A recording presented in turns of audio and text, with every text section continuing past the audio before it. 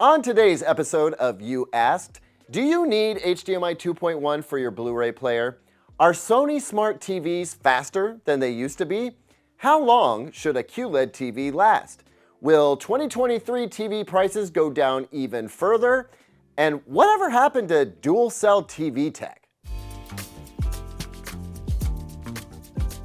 Welcome back, everyone. I'm Caleb Dennison, and this is You Asked, the show where I answer questions you asked in hopes that I can help you and others who have similar tech questions. If you've got a question for me, please send it to youasked@digitaltrends.com, and we'll see if your question gets picked to be answered on the show. Let's get right into it with a question from John Bautista, who writes, I have the opportunity to purchase either the Samsung 990C for $1,259 or the Samsung 900C for $495.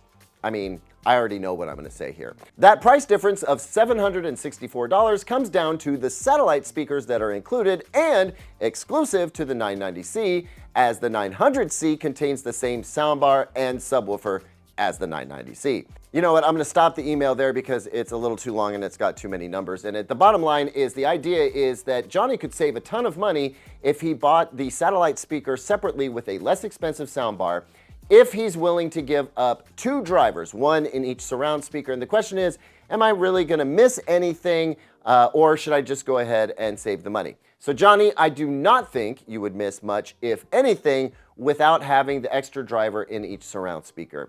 It can be nice if your satellite speakers have to go into like really weird places, or if you have perfectly placed sidewalls, since they will give you some side fill from reflected sound. But I mean, that's a serious savings, and I would go for the savings in this case, 100%.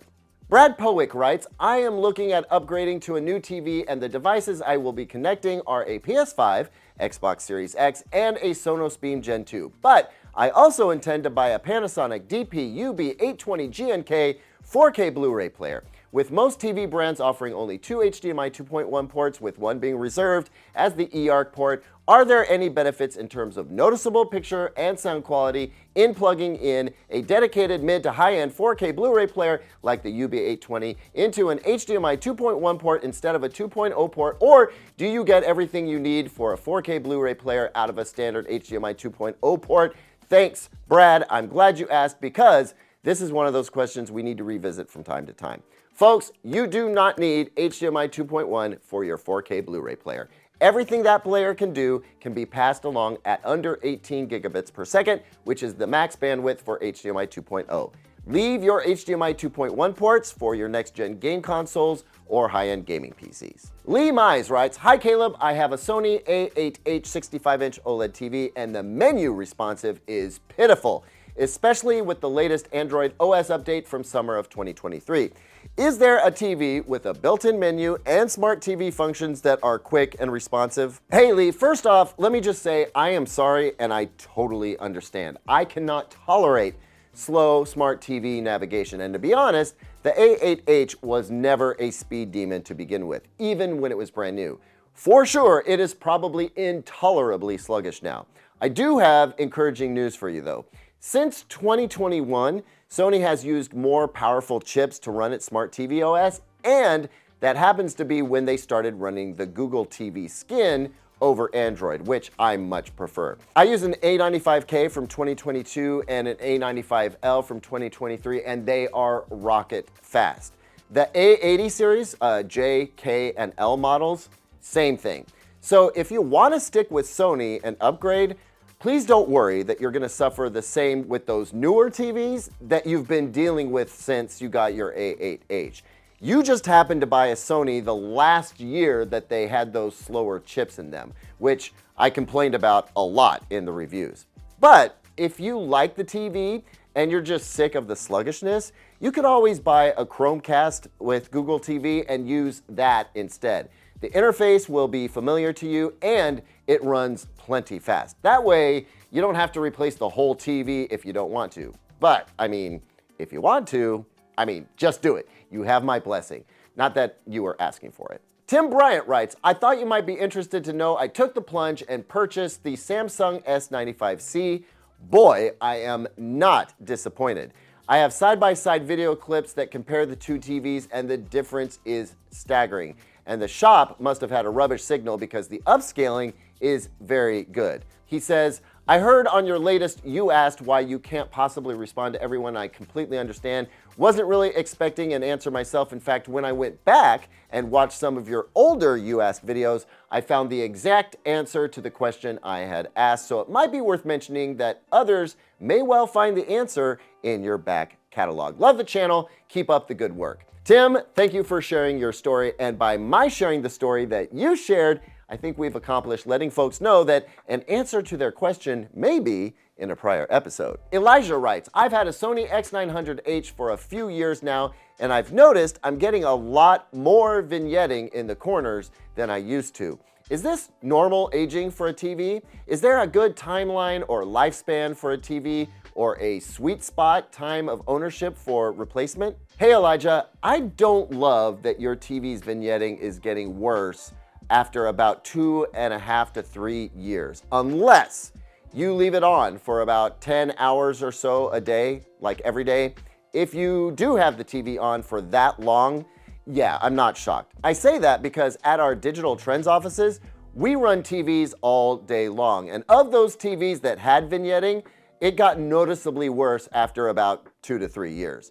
I remember one that we had that was just comically bad. I can't believe we put up with it for so long, honestly. Anyway, every TV is different, but yeah, with heavy use, I often see LCD panels start to suffer after about 3 years or so.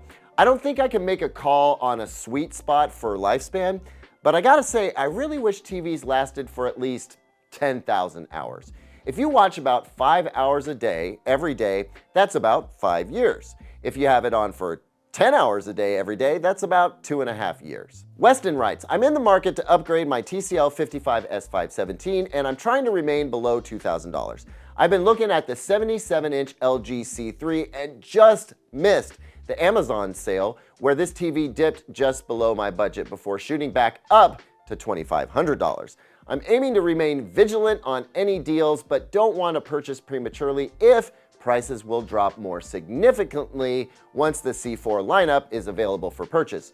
How far do you expect prices to drop on LG's 2023 lineup once the 2024 lineup is available? Should I pull the trigger if it dips below $2,000 again, or wait it out until 2024s are released for even more potential savings? Weston, I'll repeat something that I said a couple of episodes ago. I think the best buying advice I can give right now is buy a 2023 TV if you can. The 2024 TVs, for the most part, appear to show marginal improvements over 2023 TVs. So if you can get a deal on a 2023 TV, do that. I don't know when the C3 will go down again, but if it went down before, it is likely it will do so again. And I think you probably have a few weeks on that. There's usually some time between when the new model comes out and when stock on the prior year models starts running dry. So I think if you hold out long enough, you'll get what you want. I do not, however, think it's going to drop that much below $2,000. With all of that said, I think you should seriously consider looking at the 77-inch Samsung S95C OLED. It is just a spectacular TV, and it's at about $1,800 right now. And in the interest of timing, I already emailed that information to you. So let us know what you decided on. Matt writes, hey Caleb, so I've noticed that TV's bezels have been getting smaller and smaller over the years. Do you think we will see more high-end TVs with no bezels in the upcoming years? And do you think OLED or QD OLED TVs will ever see bezel-less releases? Hey Matt, so the truth is we already have bezel-less TVs now. There's basically nothing but a thin strip of metal holding the panel in place here on this Sony A95L, for example. But I think you may be referring to the black border that you see around the screen. Technically speaking, that's not a bezel. We call that a border or a black matrix border. Why is that there? I forget, not gonna lie. I used to know this and I totally forgot. I'm gonna be talking to some TV engineers over the next couple of weeks and I'll ask them. Would you do me a favor though and send an email in a couple of weeks so I don't forget to come back to this question? I appreciate it. Philip Boyle writes, with each component in my system able to do upscaling and maybe doing it without me knowing it, how do I be sure the most capable component is doing this important task? I just got an 85-inch Sony X95L, partly because of its great upscaling capability. But if I play a DVD in my Oppo Blu-ray player, the output is upscaled to HD by the player, and if I play it in my Panasonic Ultra HD Blu-ray player, the output is upscaled to 4K by that player. And who knows what the Marantz receiver is doing as the feed passes through it. What is left for the Sony TV to do? Should I somehow get the players to output the native format of the disc and leave all the upscaling to the Sony? Philip, I love this question. Yeah, so how do we make sure the best upscaler in our system is doing the upscaling? Well, since you have the Sony X95L, I think there may be a feature working behind the scenes to undo the upscaling job that your disc players are doing and then re-upscale it from scratch. That is a specific feature Sony told me about right around this time last year, and I think they implemented it, but it's very behind the scenes, so I'm gonna have to actually go and ask. Everyone, if you are confident that you know which component is the strongest upscaler in your system, then let's let it do its job. If it's early in the chain, then upscaling the upscaled image is rarely gonna do anything. But if the best upscaler in your system is the TV, which it often will be, you need to disable upscaling in your other products. So on a Marantz receiver, you would turn off the video processing. Not the video output, mind you, just the video processing. You can do that on the Oppo and Panasonic players as well, but have fun with it. Maybe do a comparison between how the Oppo does upscaling on that DVD before it gets to your Sony, then turn off the Oppo's upscaling and see if the Sony does it better. And let us know what you find out. Nice system components, by the way. Jeremy Brewer, hope I pronounced that correctly, writes, I keep seeing many soundbars advertising 5.1 with Dolby Atmos. How would this work without up-firing speakers? Does the soundbar down-mix the signal, or does it decode it and you just lose the height effects? Would a person see any benefit from a 5.1 soundbar with Atmos versus one without? Jeremy, if that's how you say your name, and I am so sorry if it isn't. Here's the thing, and I apologize to anyone who has had to hear me say this many times before. Dolby Atmos is as much brand marketing as it is technology now. To be fair, the Dolby Atmos badge always means something technically, but what that is varies so much it's hard for me to see Dolby Atmos as the guarantee of something awesome that I want it to be. Anyway, the Dolby Atmos badge on a 5.1 setup could mean it's just processing and downmixing the Atmos signal to work with the speakers it has, or it could mean that it'll provide virtual Dolby Atmos. My hope would be for the latter and for the virtual effect to be done well. Honestly, it would depend on the soundbar in question, so I would look deeper into the product literature to see what the hints on that might be. Hope that helps. Robert Krupka, or Krupka, writes, does Hisense Dual Cell TV technology still exist?